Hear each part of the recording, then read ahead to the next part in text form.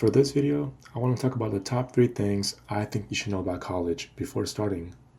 I want to hit on a few key points that I think are important and are sometimes overlooked and not really represented well on other YouTube videos.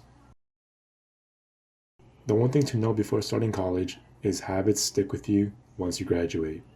And by habits, I mean your sleep schedule, how you build routines, and your diet and exercise. With sleep, it's easy to not get enough sleep due to classes, work, studying, homework, or just hanging out with friends. And this really comes back to bite you in the butt, either during the school semesters or once you graduate, once you realize you're tired all the time. I personally struggle with this, where I'm constantly undersleeping where I should be, and I'm always trying to allocate more time to sleep or change my routine so I can incorporate more sleep.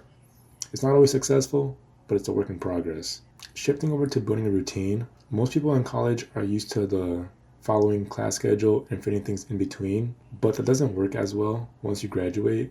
Once the routine is based off what you want to do and how you allocate time to certain items. This is sometimes a key point and why some people struggle in transitioning from college to full-time work, and that's because they just built poor habits during college and weren't able to build a foundation for them to continue basing their life off of. That's not to say you can't build or learn how to build one later. It's just that that's something you should have in the back of your mind while going through college. The last habit is diet and exercise. Some people are used to eating food on campus or dining halls, but once you graduate and you realize it's kind of expensive to eat out all the time, you have to learn how to start cooking, and that can be a challenge on its own. Additionally, with all the eating out during college, it's very easy to gain weight if you're not taking the precautions to lose that weight or maintain weight with how much you're eating and your exercise. Even exercising throughout college makes a light and day difference. You feel better, you eat better, and with that, you're able to study better, your academics improve, and you just overall are a better, happy person. The second biggest thing I want to talk about is commuting isn't always more cost beneficial than living on campus.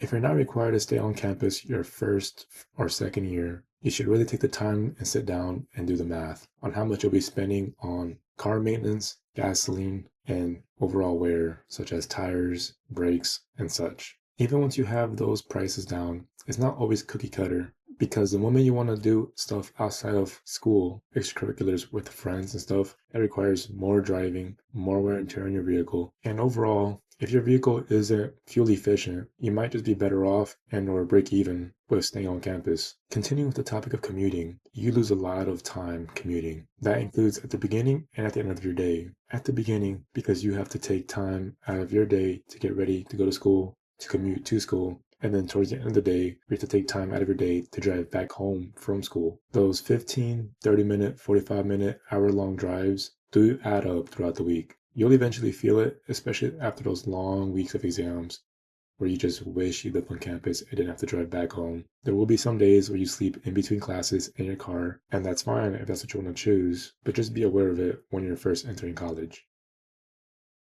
The last topic I want to discuss is working during college.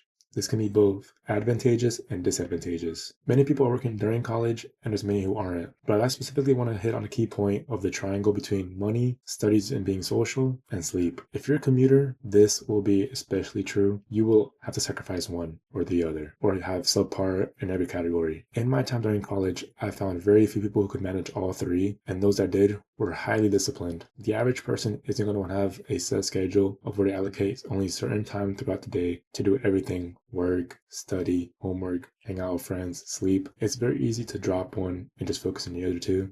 And it really depends on the person and how they want to experience college. And continuing with working during college, the biggest thing about this is finding a part-time job that has some sort of reimbursement towards your tuition. This is free money that not many people take advantage of. Not many people know a lot of these jobs offer part-time tuition reimbursement. For as little as 14, 16 hours a week, you could get up to $1,000 off your tuition per semester. This was something I capitalized on during my college career, where on average, about each semester, I had $1,000 coming from my tuition reimbursement from work towards my tuition. And this helped greatly in allowing me to lower my debt and be just stress-free throughout college.